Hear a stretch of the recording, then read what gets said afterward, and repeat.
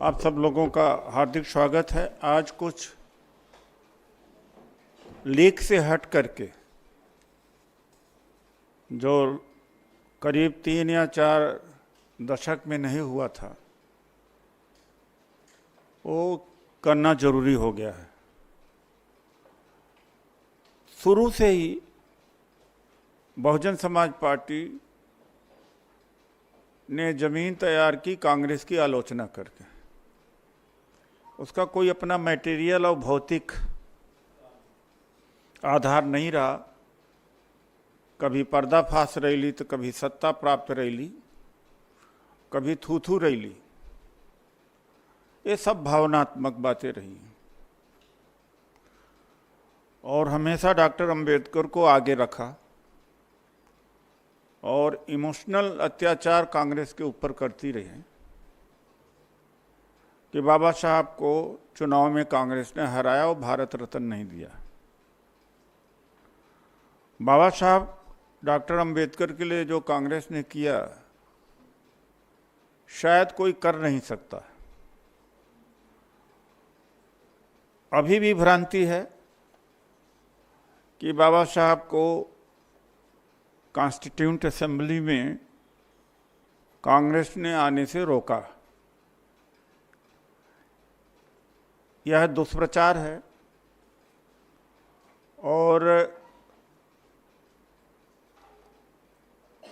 वो खुलना से जीत के आए थे जब भारत विभाजित नहीं हुआ था। भारत विभाजन के बाद कॉन्स्टिट्यूएंट असेंबली में बाबा साहब डॉक्टर अंबेडकर की सदस्यता खत्म हो गई। कांग्रेस पार्टी ने अपने प्रतिनिधि का बलिदान के स्थान पर बाबा साहब डॉक्टर अंबेडकर को जितवा करके कॉन्स्टिट्यूएंट असेंबली में लाई। ये बात बहुत लोगों को नहीं पता है। कई बार मुझे लगता है कि बड़ी अवेयरनेस है, लेकिन कई बार ऐसा लगता है कि कोई एक चीज़ र्यूमर के रूप में फैला दी जाए और वो पीढ़ियां दर पीढ़ियां चलती हैं। वही हालत है। जैसे नेहरू जी के बारे में कहा जाता है कि उनके कपड़े पेरिस से धुल के आते थे, जब सच्चाई यह है कि इलाहाबाद में पेरिस की एक लॉन्ड्री शॉप थी। हम लोग बचपन से यही, और अभी भी बात कि कितने अमीर थे पेरिस से, वही उसी तरीके की भ्रांति यहाँ भी है कि डॉक्टर अंबेडकर को कॉन्स्टिट्यूएंट असेंबली में आने से कांग्रेस ने रोका, जबकि कांग्रेस ही लाई थी। उसकी चर्चा नहीं होती। डॉक्टर अंबेडकर का जब पहला भाषण होता है, जो चेयरमैन ड्राफ्टिंग कमेटी कॉन्स्टिट्यूशन यानी संविधान निर्मात्री समिति के जब चेयरमैन बने, तो उनका खुद का स्टेटमेंट है कि मैं तो सदस्य ही बनना बहुत बड़ी बात समझता था, यहाँ तो मुझे चेयरमैन बना दिया गया। ये बात नहीं कही गई। फिर उसके बाद में कांग्रेस पार्टी ने उनको कानून मंत्री बनाया। कुछ मुद्दे पर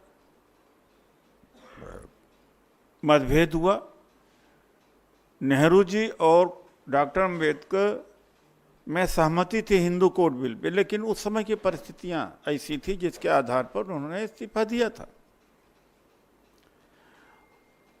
उसके बाद में भी 2054 में राज्यसभा भेजने में भी कांग्रेस ने मदद करी थी।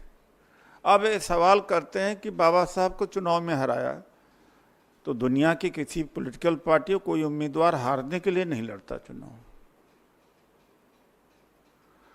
और यही सुश्री मायावती और बहुजन समाज पार्टी का एनर्जी है, टॉनिक है, जिसके ऊपर जिंदा है। यह भ्रमित करना इमोशनली, लेकिन कितना ये सम्मान करती हैं वो मैं आज बताना चाहता हूँ, सवाल पूछता हूँ। राहुल गांधी जी ने जो अमेरिका से कहा कि 100 रुपये में आदिवासी को 10 पैसे मिलते हैं, दलित को 5 पैसे मिलते हैं और ओबीसी को। एक व्यवस्था के ऊपर चोट करी थी वो वर्तमान सरकार के ऊपर। दर्द मायावती जी को होता है। जब जब राहुल गांधी जी संघ और बीजेपी के ऊपर हमला करते हैं, दर्द मायावती जी को होता है। क्योंकि 2022 का जो चुनाव था विधानसभा का, उसमें मायावती जी ने कहा कि बीजेपी भले जीत जाए, समाजवादी पार्टी न जीते। यानी संविधान खत्म करने और आरक्षण खत्म करने वाले जीत जाएं, लेकिन एक सेकुलर पार्टी न जीते। तो सवाल नंबर 1 यह है मेरा कि 20 मई 2007 को एक शासनादेश मायावती जी के द्वारा जारी होता है। पेज 18 उसकी कॉपी भी है हमारे पास में, और पैरा 18, जिसमें कहा जाता है कि अनुसूचित जाति जनजाति अत्याचार निवारण अधिनियम 1989 जो राजीव गांधी जी के नेतृत्व में, या वो जब प्राइम मिनिस्टर थे तब यह कानून बना था, इस कानून में बदलाव। उस समय करीब 22 अपराध थे, अब तो बहुत सारे अपराध जुड़ गए हैं।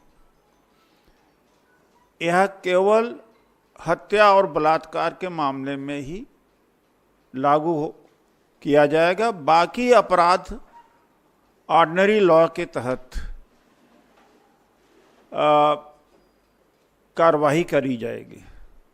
मैं पूछना चाहता हूँ, फिर अनुसूचित जाति जनजाति अत्याचार निवारण अधिनियम बना ही क्यों था? और ये प्रमाण के साथ इसका जवाब कांग्रेस तब तक पूछती रहेगी जब तक इनका खात्मा नहीं हो जाता। इनको खत्म करना जरूरी रह गया है, क्योंकि इन्होंने केवल आरएसएस बीजेपी को पालने का और सपोर्ट करने का ठेका ले रखा, सुपारी ले रखा।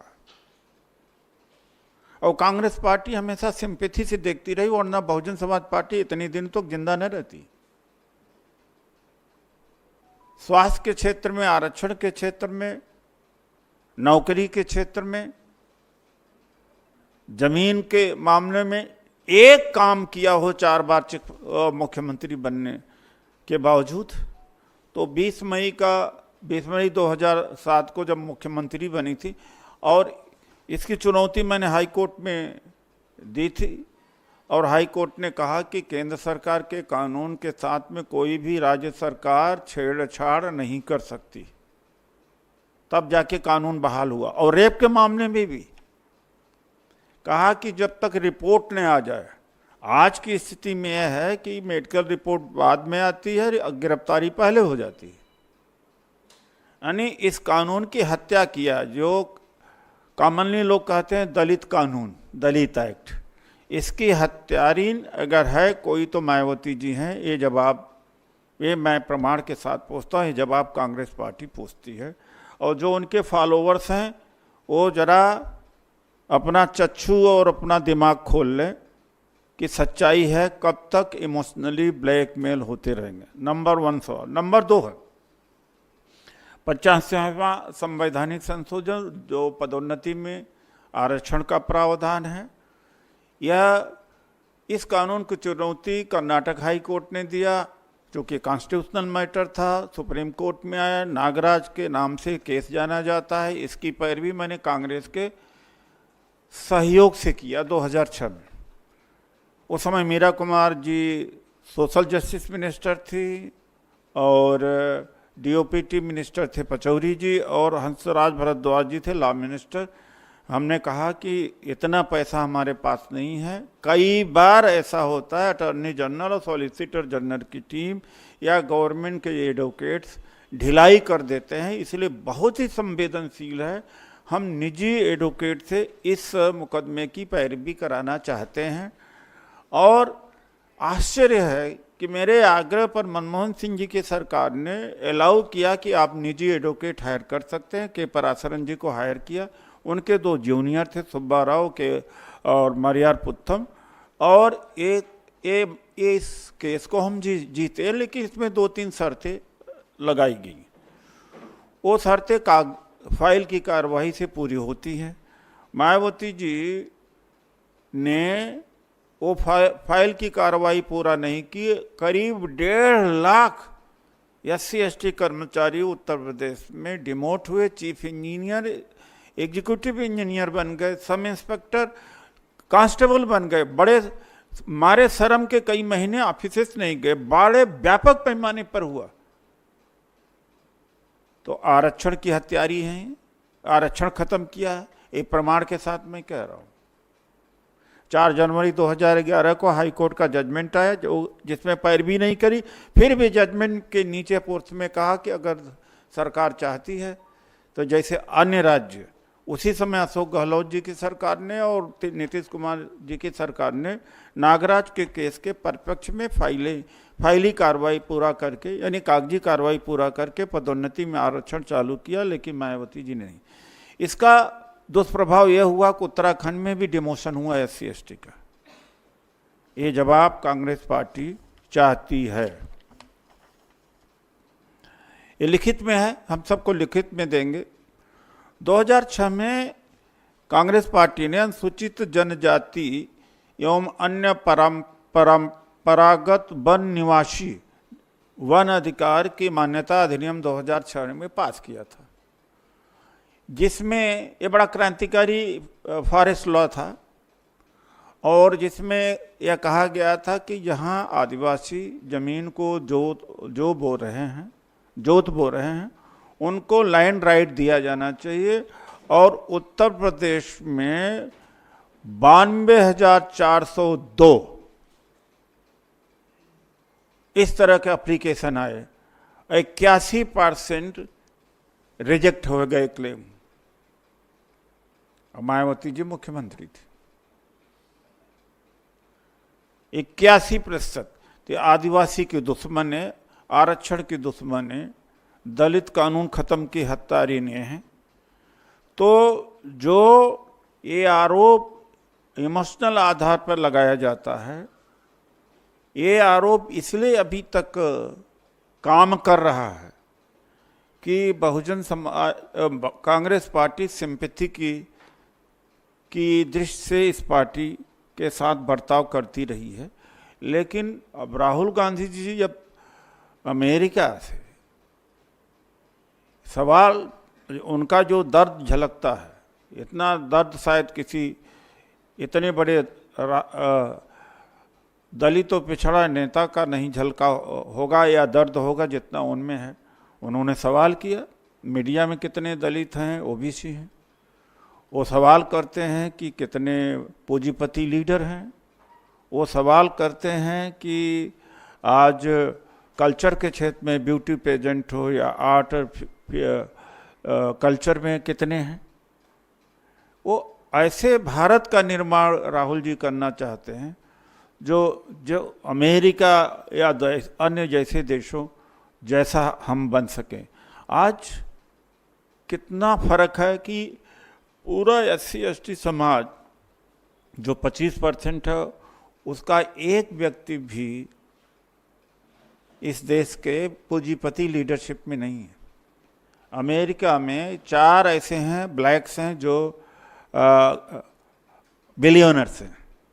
1955 में यह हालत थी अमेरिका में कि अश्वेत बस में गोरे के सामने बैठ नहीं सकता था।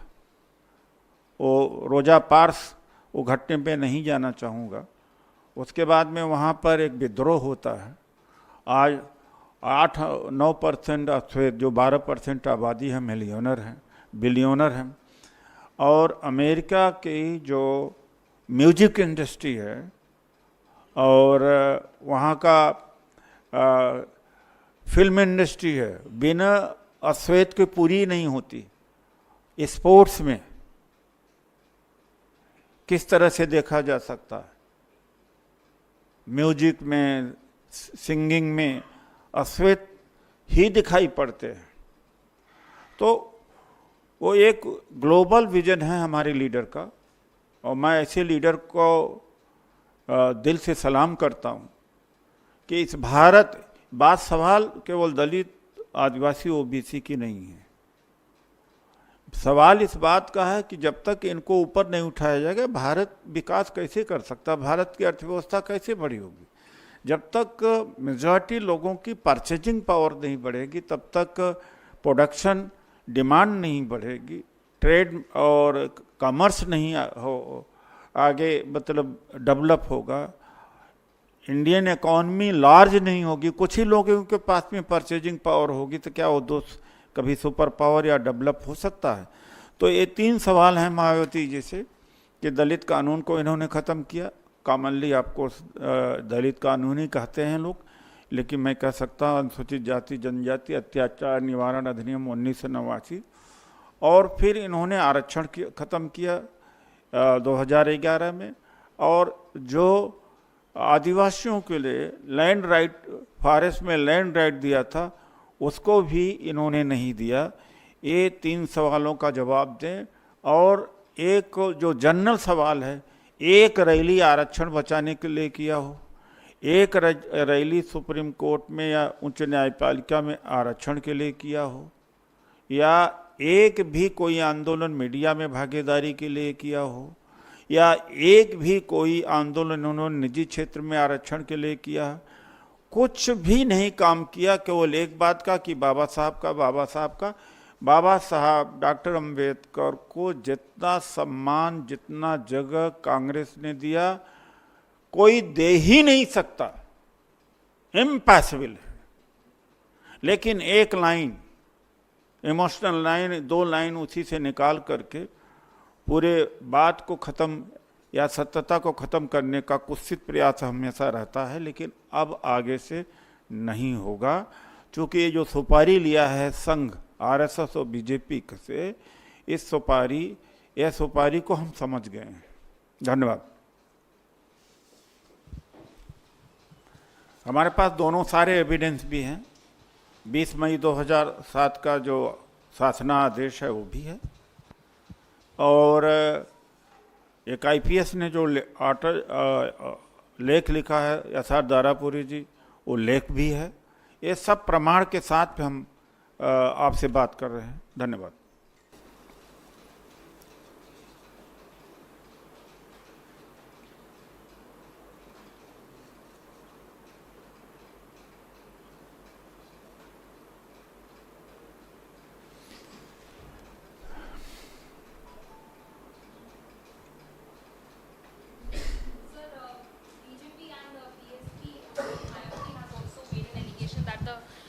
Congress party wants to end reservation, as she has also mentioned about the statement which was been given by Rahul Gandhi. However, Rahul Gandhi had given a clarification. But do you think that this entire issue has been rigged up just ahead of the assembly elections in Haryana and Jammu Kashmir? Would it make any impact on the ground as well? It's the other way around. What Rahul ji has said, he has reinforced that reservation should be implemented in totality. And not only that, he has also raised several times that the cap of 50% reservation should be lifted. And also at the same time, he has expressed the concern that how less or none has represented in a club of billionaires and millionaires in the country. Who can be more sympathetic and a champion for SC/ST reservation, OBC reservation than Rahul ji? And asking for the caste census is definitely for giving shares to each what they deserve. It's absolutely absurd what they say it. And of course, since 2018 they have been recruiting officers at central at the senior level through lateral entry, which Rahul ji has forced them not to do, and I think that has hurted them. I asked the question that when you started recruiting IAS officer, like for instance like at the level of Joint Secretary, Director, etc., without reservation, where was the reservation in your mind? The BJP is anti-reservation. इस Modi government which has finished the reservation. Rahul Gandhi ji wants to strengthen the reservation. It's other way around. That's why I said that now what happened when BJP is not in position to defend itself, then of course she has hired Mayawati to protect BJP. So BJP is hired. Mayawati is hired. So hired by BJP to talk on behalf of BJP, which is absurd and false, unfounded and totally lies.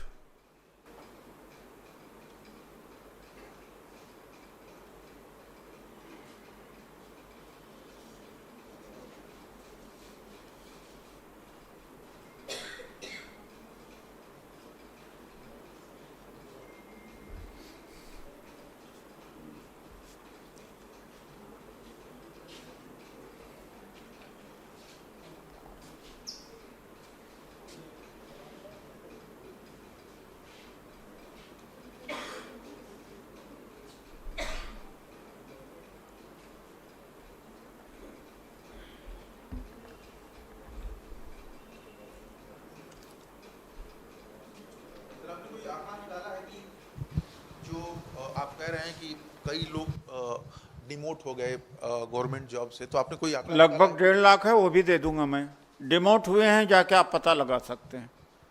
तो ये सिर्फ और एक बात है, दूसरी बात है, ये जो मेरे पास में ऑर्डर है जो उन्होंने 20 मई को निकाला है, ये जब मायावती थी तब का ऑर्डर है, लीजिए आप हमसे। यूपी का है, यूपी के ही चीफ मिनिस्टर रहे हैं तो मैं यूपी का ही पूछ सकता हूँ। उदित राज जी, सर एक सवाल ये, इधर सर आपके दाहिने लेफ्ट। सर सवाल ये है कि आज एक वीडियो बहुत मीडिया में वायरल हो रहा है जिसमें प्रधानमंत्री Modi chief justice of India के घर पर जाकर गणेश जी की पूजा अर्चना There are कर रहे other हैं। leaders in the party who will answer it. I have to stick to this.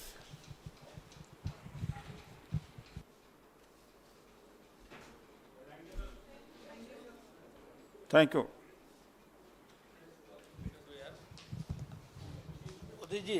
Udit Raj ji, जिस तरीके से आपने मायावती पर निशाना साधा है और शुरुआत में ही आपने साफ भी किया कि अब ज़रूरत हो गई है कि सवालों के जवाब दिए जाएं, तो क्या मायावती को लेकर अब कांग्रेस का जो नीति है उसमें बदलाव हुआ है? ये एक बड़ा। दूसरा, क्या अब मायावती के साथ भविष्य में कोई संबंध कांग्रेस पार्टी नहीं रखेगी? देखिए, ऐसा है कि पता नहीं क्या है, कांग्रेस पार्टी ने इतना बड़ा दरिया दिल दिखाया कैसे? कांग्रेस पार्टी को नॉर्थ इंडिया में झूठे प्रचार से ही खत्म किया गया। बसपा का झूठा प्रचार रहा कि बाबा साहब का अपमान किया, कांग्रेस दलित विरोधी, और कांग्रेस ने जवाब नहीं दिया। हो सकता है कि कांग्रेस में दिल में दबे कुचले नेताओं के प्रति सहानुभूति रही होगी, उसका खामियाजा ये भुगता हुआ कि आरएसएस बीजेपी नॉर्थ इंडिया में जब गई और जो कांग्रेस हमेशा उत्तर प्रदेश में सत्ता में रहती थी वो उखड़ गई। अगर बहुजन समाज पार्टी का दुष्प्रचार न होता तो कांग्रेस पार्टी उत्तर प्रदेश से न उखड़ती, उत्तर प्रदेश से न उखड़ती तो देश से भी न उखड़ती। कांग्रेस ने इतनी बड़ी कीमत चुकाई है सहानुभूति के रूप में। सहानुभूति बस ही हुआ होगा, ऐसा मैं समझता हूँ।